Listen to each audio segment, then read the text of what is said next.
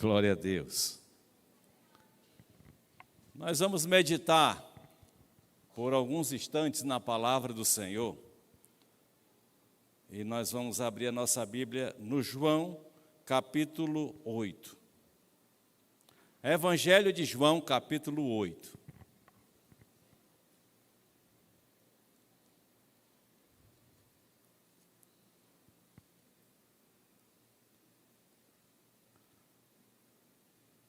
E nós vamos lendo aqui esse texto e comentando algumas coisas que deles são importantes para os nossos dias. Sabemos que a palavra de Deus, ela foi escrita, tá? Aí lá no primeiro século, né, foi orientada por Deus, tem a participação de Jesus Cristo, tem os profetas, tem textos que foram testados do Antigo Testamento, tem os escritos, mas o nosso fundamento de salvação, o nosso fundamento de vida eterna está relacionado exatamente com os escritos que Jesus Cristo, ele participou direta e indiretamente no seu primeiro momento aqui na terra, tá? Então, aqueles que acompanharam Jesus Cristo, que estiveram presentes e eles puderam trazer para nós estes ensinos, eles são fundamentais. Qualquer uma outra escritura que vem pós tudo isso, elas são complicadas às vezes, porque muitas delas, elas saem da realidade do nosso Deus. Então, nós temos um livro, que é a Bíblia Sagrada, do qual nós temos a convicção que é a palavra de Deus e que nela apoia toda a fundamentação necessária para que a gente tenha uma vida eterna, tenha uma vida longa, tenha uma vida com o Senhor Jesus Cristo. Amém? E este capítulo 8, ele fala algumas coisas bastante interessantes para nós. E eu vou lendo aqui os versículos e alguns deles eu vou comentar com os irmãos, tá? Na verdade, o Evangelho de João, como qualquer um outro evangelho, ele traz uma mensagem bem simples. A simplicidade do Evangelho está aí. Não tem contradição, não tem com que a gente ficar preocupado com se isso é assim ou não, porque elas são bem diretivas. A mensagem de salvação, ela é uma mensagem única. Ela reflete para o que aconteceu na cruz do Calvário. Porque foi lá naquela cruz do Calvário, no evento em que houve o sacrifício de Jesus, em que selou-se todas as coisas, tá? O selo de tudo que Deus determina está com o sangue de Jesus derramado naquela cruz, tá? Não é a cruz que é importante. Às vezes a gente fala da cruz, né? Canta a cruz, mas é um sentido figurado, porque cruz nenhuma vai salvar ninguém. O que salva é o Cordeiro de Deus, que tira o pecado do mundo. O que salva é Jesus Cristo. A cruz foi um instrumento de morte dele, mas quando a gente fala da cruz, da mensagem da cruz, é porque a gente está falando daquele que foi a cruz, especificamente aquela cruz, né?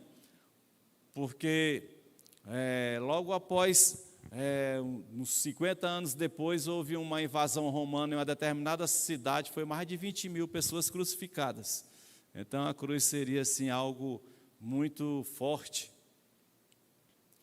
para muitas coisas, né? Na verdade, a cruz era um equipamento utilizado para execução de pessoas.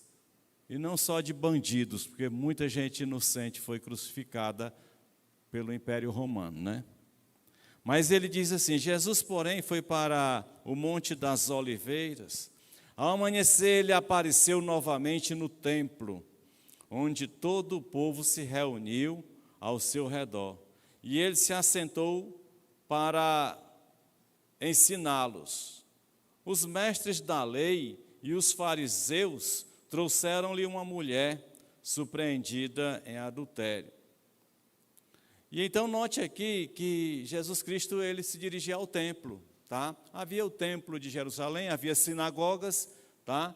as sinagogas começaram a existir logo após a destruição do Templo de Salomão, e aquelas sinagogas elas foram se espalhando, e ali havia a repetição, né? A reprodução de trechos da palavra de Deus para manter o povo na visão que era a visão de seguir Jesus Cristo, tá?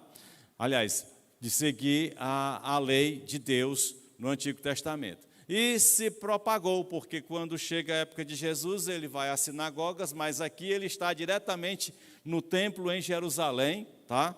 Ali naquele lugar. E ele ia para o Monte das Oliveiras, que ficava entre, se eu não me engano, ficava entre Jerusalém e Betânia, por aquela região ali, e lá ele foi para o templo e ficou ali. E no templo era onde se concentrava os mestres, né? Os conhecedores do Antigo Testamento, da lei e dos profetas, e eram pessoas estudiosas, era onde se concentrava os escritos, eram guardados todos ali naquele local, como depois de um tempo, a gente sabe que com a destruição do templo e de Jerusalém e com o fim de Israel, e com o nascimento de uma igreja que parecia ser uma igreja de Jesus Cristo, mas que não tinha nada de Jesus Cristo, porque toda a igreja que avoca para si, que chama para si, tá? Um nome que não seja um nome de Jesus Cristo, que não esteja na palavra de Deus, e que não tenha a intenção de propagar Jesus Cristo, o libertador de vidas, o único. Então, toda essa igreja é igreja falsa, tá? Toda igreja que atrela um tio, uma letra, ao plano de salvação através de Jesus Cristo, é uma igreja falsa. Se você acha que guardar o sábado vai te levar, vai facilitar a tua vida para a vida eterna, você está em situação difícil. Porque só quem nos dá acesso a Deus e uma vida eterna chama-se Jesus Cristo. E mais nada, é simples. Vá para a Bíblia e você vai ver isso, tá? Então não é guardar um sábado, não é uma comida, tá? Você tem que comer certas comidas, fazer isso, aquilo, outro, mas é seguir a palavra de Deus, certo? Então, assim como aqui era guardado toda a lei, esses mestres, eles passavam o que bem entendiam. Tinha os mestres que eram sinceros, mas tinha os mestres falsos, que gostavam de colocar dinheiro no bolso, que gostavam de fazer o seu domínio. Isso sempre aconteceu e vai acontecer, e Jesus Cristo nos advertiu disso. Tá? Lá nos textos do Sermão do Monte, lá em Mateus, vai dizer que muitos vão chegar para ele, fez um monte de coisa, e ele vai dizer, não sei nem quem são vocês. Não é assim? Então aqui tinha isso. Assim como depois se concentrou numa igreja, toda a escritura e ninguém podia ter acesso. Ora, se você não pode conhecer a verdade, é uma igreja falsa. E esse é o grande perigo. Se propagou, dominou Europa, dominou as Américas, e aí ficamos presos a uma idolatria e deixamos de crer no Jesus Cristo real através disso, colocando um monte de outras coisas, santos, dogmas e um monte de parafernália para ajudar, até fazer rituais de 7 dias, de 30 dias, para tirar a pessoa do inferno para o céu. Ninguém tira mais, depois que foi já era. Aproveite quando você está aqui, o seu coração está batendo e o pulso ainda pulsa, né? Como diz aí um cantor. Mas ele diz aqui, trouxeram-lhe uma mulher surpreendida em adultério. Fizeram-na ficar em pé diante de todos e disseram a Jesus, mestre, esta mulher foi surpreendida em ato de adultério. Na lei, Moisés nos ordena apedrejar tais mulheres. E o Senhor que diz? Eles estavam usando esta pergunta como armadilha, a fim de terem uma base para acusá-lo.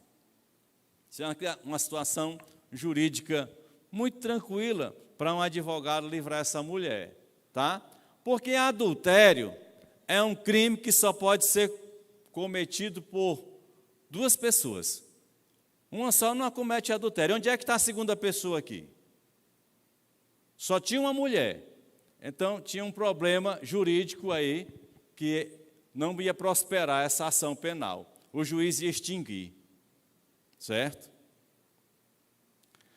Porque a lei diz que duas pessoas apanhadas em adultério devem ser apedrejadas. Não é uma mulher apanhada em adultério. Como é que uma mulher é apanhada em adultério sozinho, gente? E colocam muitas vezes essas cascas de banana para a gente, como servos de Deus, para nos tirar da visão do foco central que é Jesus Cristo. Hoje existem mais distrações para nós, e eu não estou falando de televisão, de filme, de futebol. Essas distrações, elas já são clássicas, mas existem distrações que a gente não percebe, que é aquelas que nos tiram do alvo que é uma vida cristã ao lado de Jesus Cristo. E isso tem sido um grande perigo, que tem atingido as igrejas. São as distrações, sejam elas políticas, sejam elas ideológicas, sejam elas religiosas. Porque elas nos afastam do alvo principal, que é uma vida santa aos pés de Cristo, e sendo aquele que anuncia Cristo, aquele que testemunha Cristo. Esse tem sido nosso problema. Essas distrações são piores, porque nelas há uma ação satânica terrível, tá? E aí eles trazem essa mulher em adultério e colocam diante de Jesus. Mas quando a gente fala a respeito de Jesus, estamos falando, não é uma pessoa comum, né, gente?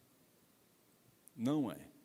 Mas ele não é comum, aí você, enquanto servo de Deus, aí você diz, mas Jesus era Jesus. Para nós tem um problema aí, que está nesse livro, lá pelo capítulo 14, capítulo 16 do mesmo livro, é que ele diz que quando vocês estiverem em qualquer situação, como ele estava aqui, vocês não vão falar nada, porque o Espírito Santo, o Espírito da verdade, falará através de vocês. Ele não disse que era só Jesus. Então a gente agora temos um mecanismo, nós temos acesso a não termos esta preocupação do que nós vamos falar. E a gente não tem que ter esse cuidado, porque quem fala através de nós é o Espírito Santo. Amém? Agora tem que aprender a depender dele. O grande problema é que nós viramos religiosos intelectuais. Sabemos demais da Bíblia, mas não sabemos quase nada de como o Espírito Santo age. E aí estamos em situações delicadas. Porque o conhecimento intelectual tem limite e ele é traiçoeiro, ele é falso. Mas o conhecimento de Jesus e do seu Espírito Santo, ele nos joga para uma verdade espiritual que nos sintoniza com o Senhor nosso Deus. E aí Jesus começa então a inclinar, não tem preocupação e pressa. Jesus não teve pressa, ficou ali inclinado no chão, ninguém sabe nem por quanto tempo, e começou a escrever no chão com o dedo. E visto que continuavam a interrogá-lo, ele se levantou e lhe disse, se algum de vocês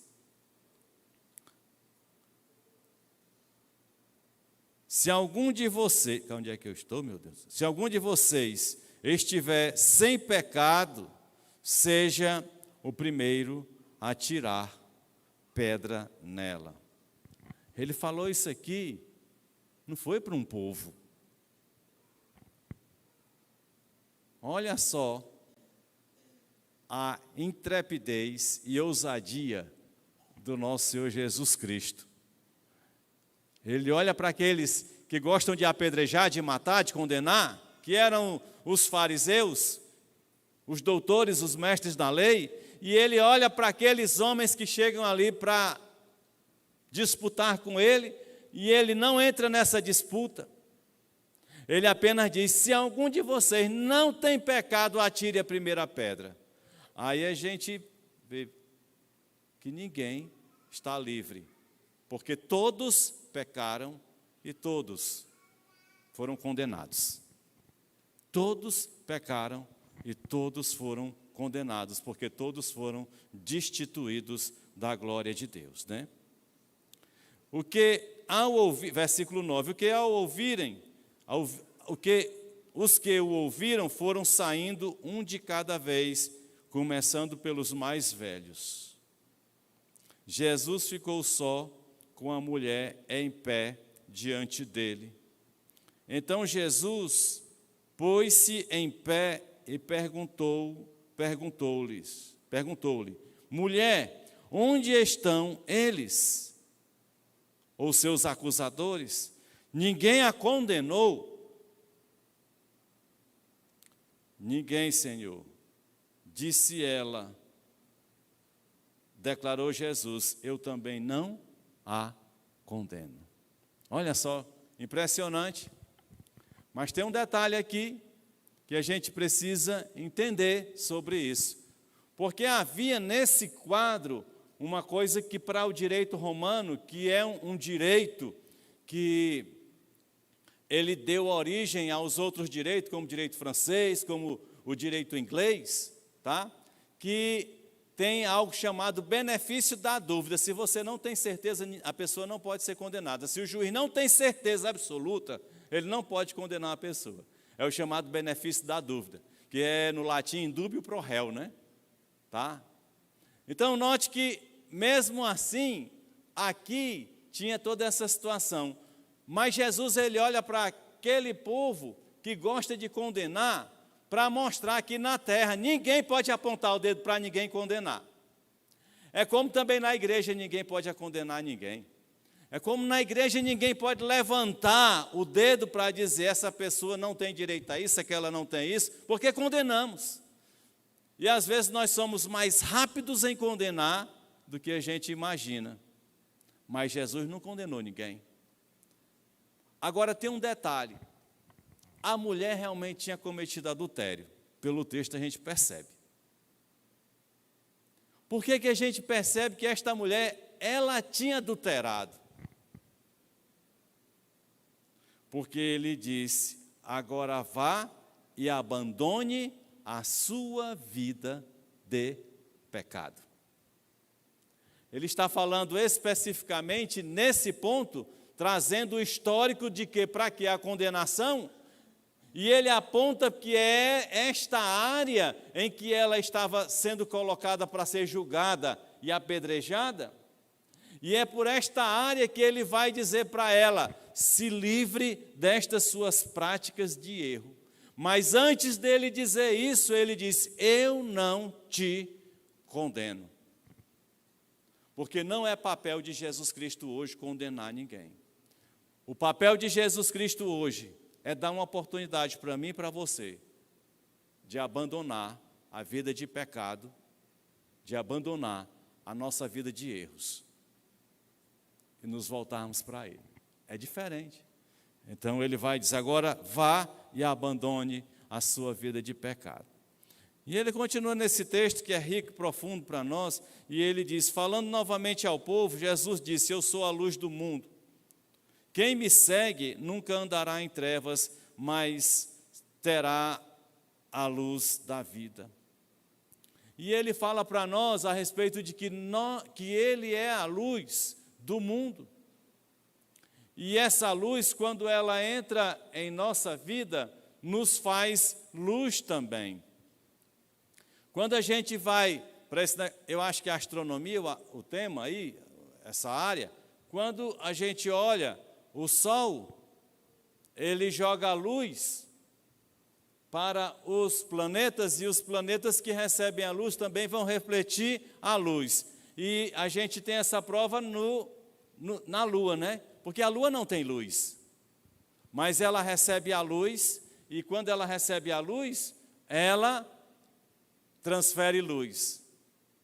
Assim também, nós não temos luz em nós mesmos, mas a partir do momento em que Jesus Cristo entra na nossa vida, então, Ele irradia luz para nós, que nós passamos a refletir esta luz de Jesus. E quando a gente reflete a luz de Jesus, a gente está clareando para que as pessoas entendam a verdade. Como isso acontece? Através das nossas atitudes. A nossa vida, o nosso procedimento, a nossa maneira de ser, faz com que as pessoas olhem para nós e digam: esse aqui tem algo diferente, ele é de Jesus.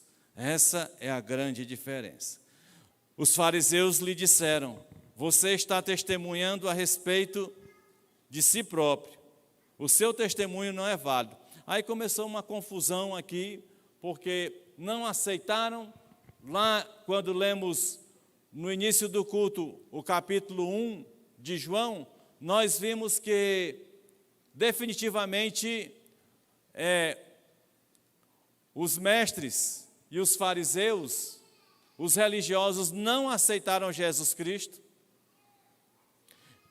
E aqui nós vamos ver todo esse conflito que eles vão estar falando aqui. Versículo 13 diz: os fariseus lhes disseram: você está testemunhando a respeito de si próprio, o seu testemunho não é válido. Respondeu Jesus: ainda que eu mesmo testemunhe em meu favor, o meu testemunho é válido, pois sei de onde vim e para onde vou, mas vocês não sabem de onde vim nem para onde vou. Vocês julgam por padrões humanos, eu não julgo ninguém. Uma outra questão que a gente observa dentro desse contexto de João 8, é que ele aponta para nós e nós somos fáceis em julgar. Eu julgo a esposa, julgo o esposo, julgo o filho, julgo o pai, julgo o pastor, né? Mas ele diz algo no versículo 15, muito profundo, que ele diz: vocês julgam por padrões humanos, eu não julgo. Observe que, geralmente, quem traz essa forma de comportamento em apontar para a pessoa são religiosos. São pessoas que elas são devotas de determinada religião. E no cristianismo, o cristianismo histórico, que vem pós-período apostólico, ele entra num cristianismo perigoso, porque ele se torna uma religião onde se mata, onde muitas pessoas foram mortas. Essa não era a igreja de Jesus Cristo. Assim como hoje nós temos o islamismo que mata. O cristianismo não mata hoje, né? Mas muitas vezes nós condenamos. Quando você faz uma acepção de pessoa, quando você faz uma discriminação de pessoa, você está cometendo o mesmo pecado de que apedrejar. Porque você está julgando. E às vezes nós somos fáceis em julgar as pessoas. O que nós não fomos chamados para fazer, né? E ele diz: vocês julgam por padrões humanos. Mas olha o que é que ele diz na continuidade do texto: eu não julgo ninguém. Impressionante, né? Ele não julgou Judas, ele não julgou Caifás, ele não julgou Anás, ele não julgou ninguém, porque ele disse: eu não julgo. Mas quem julga, quem foi ele? Mas ele foi julgado. Forçosamente julgado, e ainda houve situações de forçar provas, né? Subverter provas para condenar Jesus Cristo. Pior ainda. Então esse texto ele traz para nós primeiro uma história, e depois ele apresenta isso para um grupo de religiosos. E a igreja não tem esse papel de ser religiosa. Ela tem um papel de ser um instrumento nas mãos de Deus, de amar. Não há espaço para amar e julgar. Aí você pensa aí na sua cabeça, e eu também já pensei isso muitas vezes, digo, mas quem comete o erro? Quem comete o assassino, o assassinato, o estupro, a violência? É uma pancada na vida da gente, mas nós não temos o direito de julgar.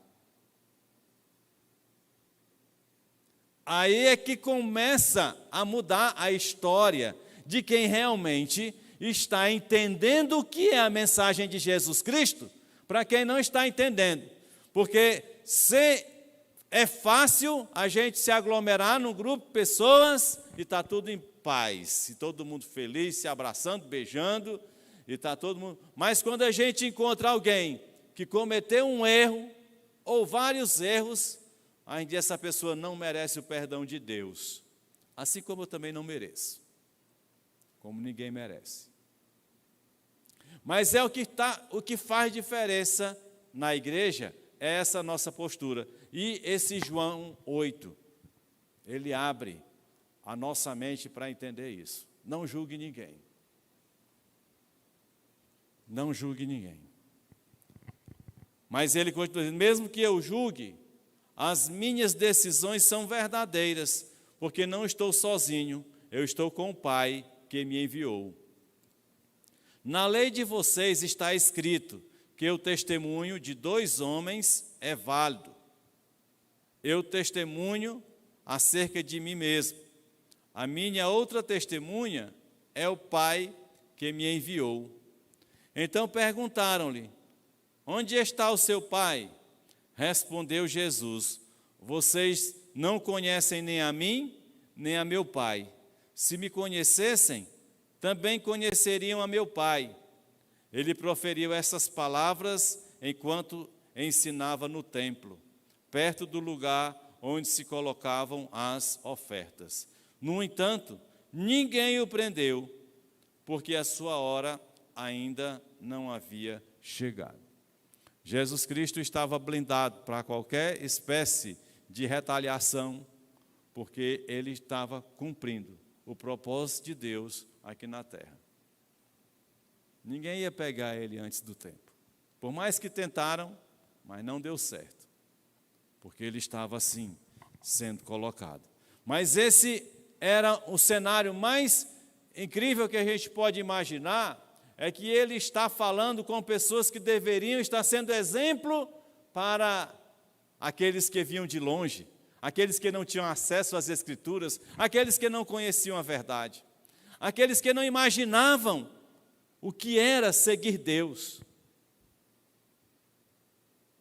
Mas aí a gente percebe aqui o quão fica cego as pessoas que não têm Deus realmente no seu coração. E falam em nome de Deus, né? E falam em nome de Deus.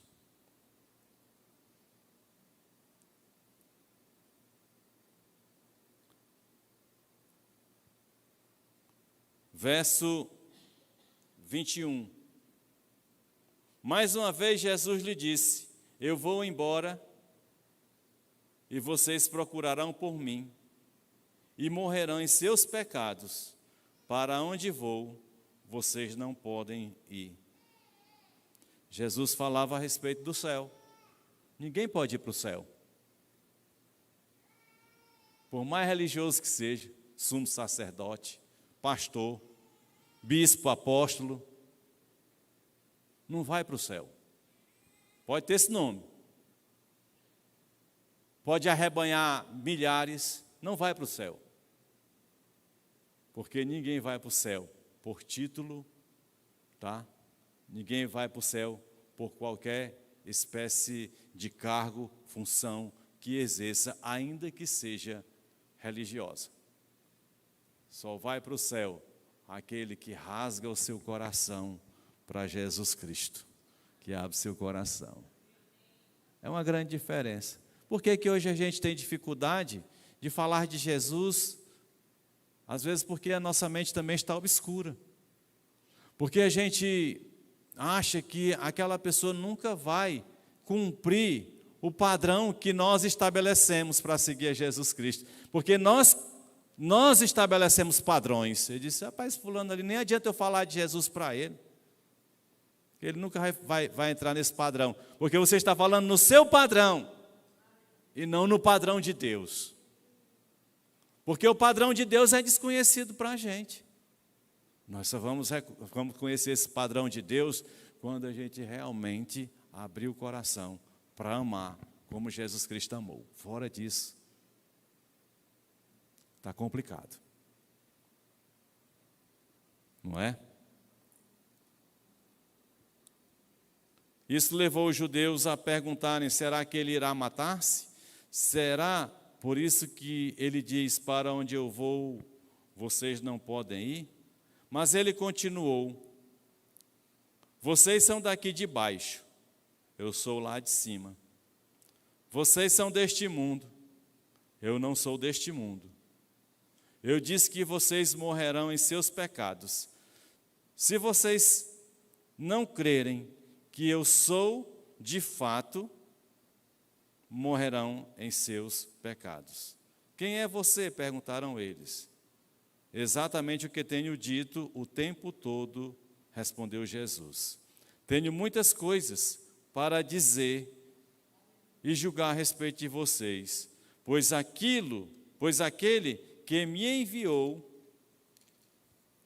merece confiança.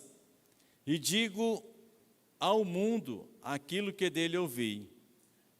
Eles não entenderam que estava falando a respeito do Pai.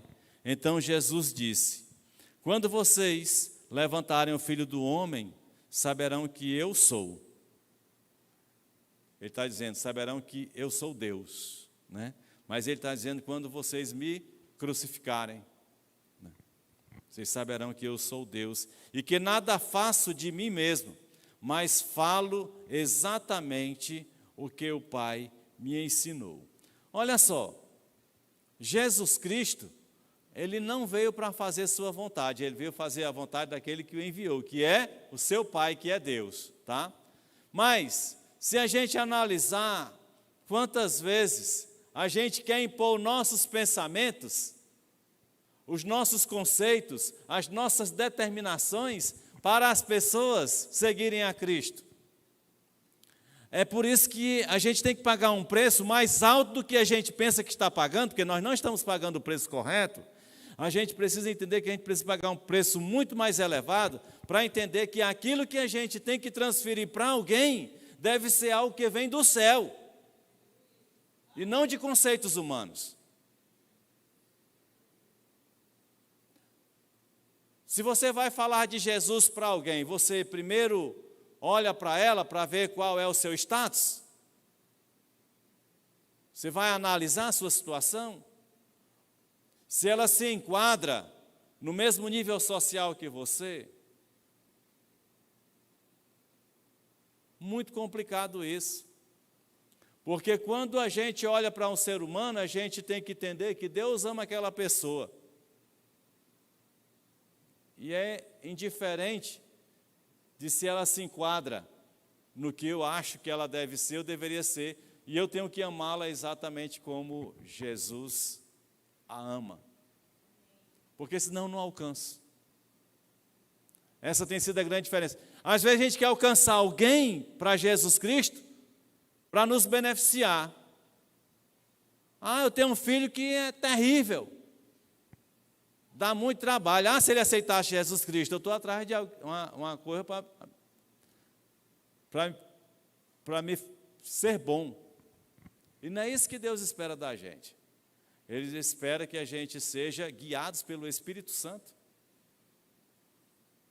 e fazer o que ele diz, que o vento sopra onde quer, ou seja, você não sabe de onde ele vem nem para onde vai, e assim você também não saber qual é a proposta, qual é o propósito, qual a razão, mas simplesmente ele vai. E o mundo espiritual, ele é muito estranho. Muito estranho que eu digo em relação à questão do ser humano, da nossa mente, da terra.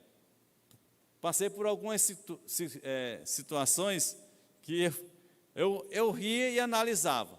Uma, eu estava indo para a Justiça do Trabalho e eu deixava o carro num estacionamento. Hoje não existe mais estacionamento. E passava em frente a uma loja de cerâmica, né, que vendia esse material de construção, né? E ela tinha assim, e antes de abrir a loja, dormia muitos mendigos, né, ali, naquele lugar, tá? E o pessoal que estacionava carro ali, tudinho saía de paletó e gravata, porque eram tudo advogado que ia para lá, então o padrão era o mesmo. Não era próximo de uma igreja, tá? A igreja mais próxima era a igreja católica, então ninguém ia de paletó e gravata para lá. Mas ali passava todo mundo. E um dia eu estava passando, cedo da manhã, a audiência ia ser cedo, e eu vou passando aqui, todo mundo coberto, né? Eles se cobrem tudinho ali, se você passou por ali, viu? E num determinado momento, na hora que eu vou passando, um abre o lençol e diz assim: ei, pastor! Eu disse, olha o cão se manifestando, né? Porque, na verdade, era uma possessão.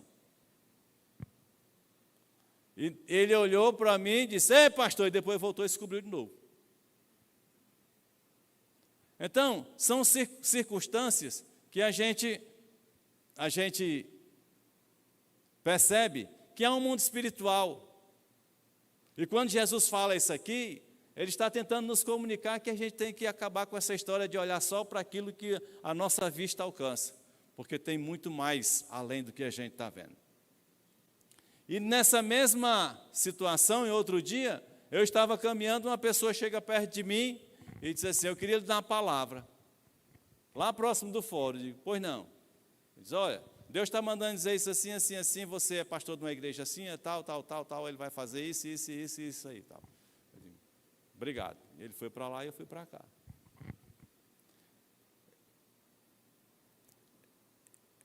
Então, há um mundo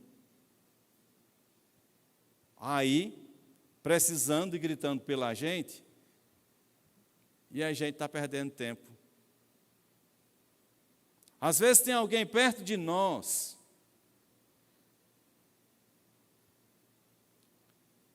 que está determinado a tirar a sua vida. E ela vai tirar a vida dela e você não vai fazer nada, porque você está fechado na sua mente materializada.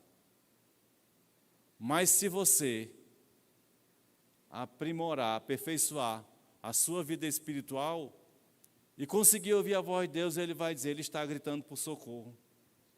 Chega perto dele.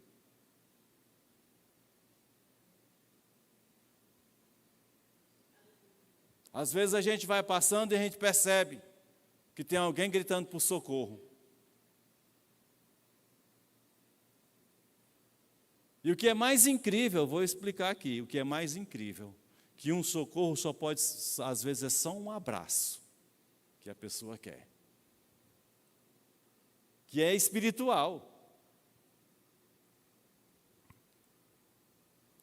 Aí então Jesus começa a falar para eles aqui, e vem falar com bastante veemência, assim como ele fala para os religiosos do dia de hoje, dos que carregam Bíblia. Ele fala com o mesmo peso, tá? Ele diz assim: disse Jesus aos judeus que haviam crido nele: se vocês permanecerem firmes na minha palavra, verdadeiramente serão meus discípulos. E o 32 diz: e conhecerão a verdade, e a verdade os libertará. Note que é numa sequência, porque ele está falando para pessoas que tinham crido nele. É numa sequência. Primeiro você crê em Jesus Cristo.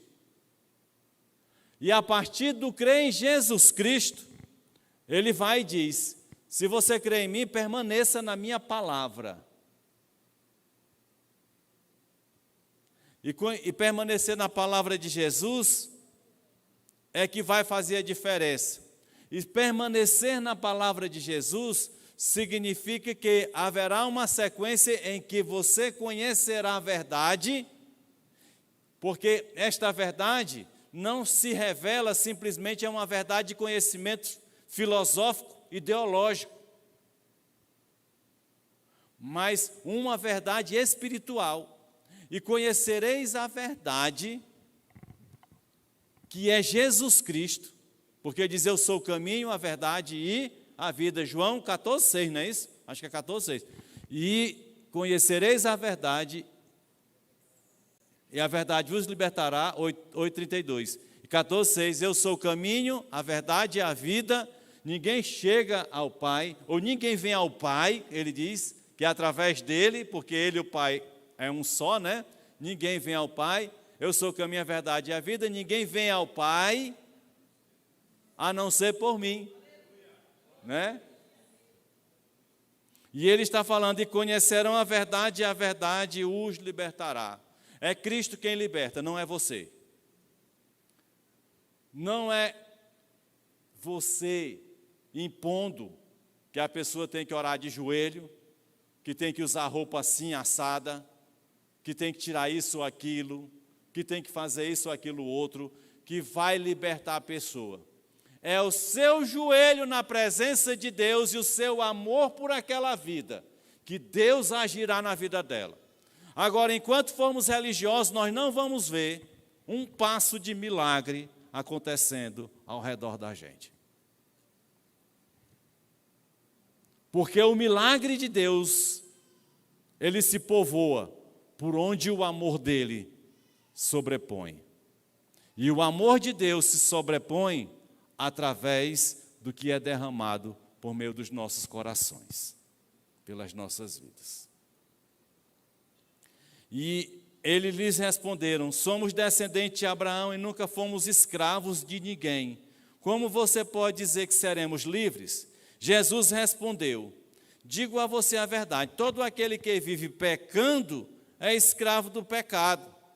O escravo não tem lugar permanente na família, mas o filho pertence a ele para sempre.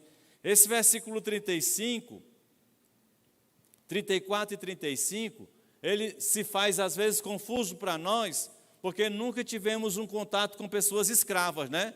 Só quem é escravo da bebida, né, da droga, é que a gente sabe mais ou menos. Mas um escravo mesmo, aquele que a pessoa prendia dentro de casa, que a pessoa não valia nada, que ela só obedecia a ordens, ela não tinha direito de nada, a gente não tem muito esse conceito, só um conceito que a gente faz de mente, pelo fato histórico que nós já conhecemos, né?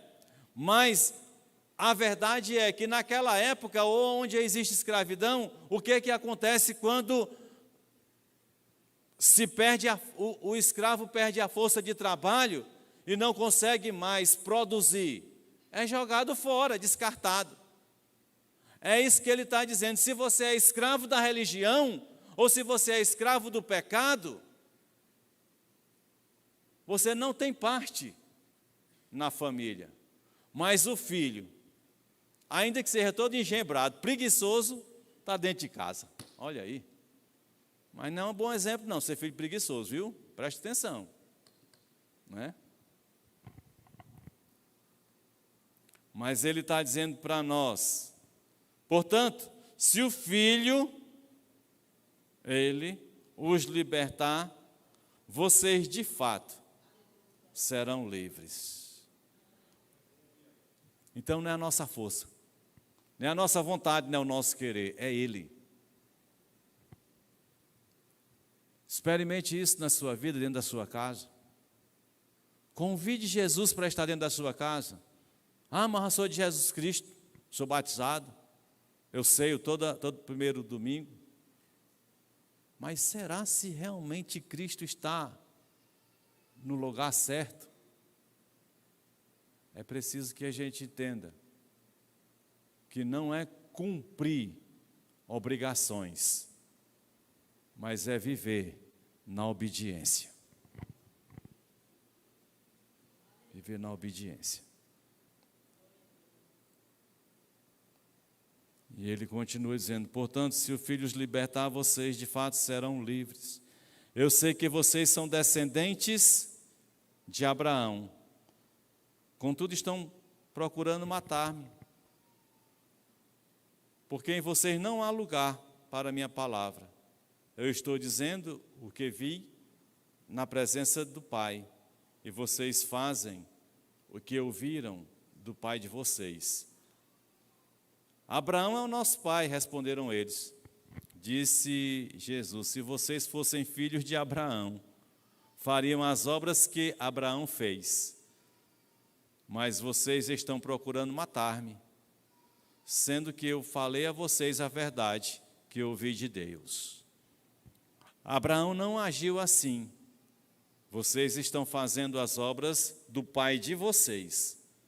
Protestaram eles: nós não somos filhos ilegítimos. O único pai que temos é Deus. Disse-lhe Jesus: se Deus fosse o pai de vocês, vocês me amariam, pois eu vim de Deus e agora estou aqui. Eu não vim por mim mesmo, mas Ele me enviou. Porque a minha linguagem não é clara para vocês, porque são incapazes de ouvir o que eu digo. Vocês pertencem ao pai de vocês, o diabo, e querem realizar o desejo dele. É forte, né? Porque um bando de mestres, fariseus, conhecedores, mas Jesus conhecia o coração deles. Só queria tirar proveito. Só queriam se dar bem. Queriam status. Queriam estar por cima. Mas ele diz: vocês pertencem ao pai de vocês, o diabo, e querem realizar o desejo dele. Ele foi homicida desde o princípio e não se apegou à verdade, pois não há verdade nele. Quando mente, fala a sua própria língua, pois é mentiroso e pai da mentira. No entanto, vocês não creem em mim, porque digo a verdade. Qual de vocês pode me acusar de algum pecado? Se estou falando a verdade, por que vocês não creem em mim? Aquele que pertence a Deus, ouve o que Deus diz. Vocês não o ouvem, porque não pertencem a Deus. Então, aquele que pertence a Deus, crê em Jesus Cristo, obedece a Jesus Cristo e fala do que Jesus Cristo é na sua vida. Não é negócio camuflado, não.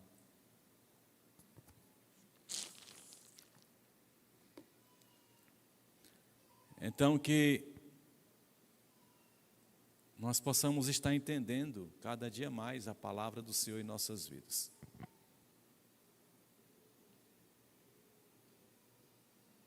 Eu não sei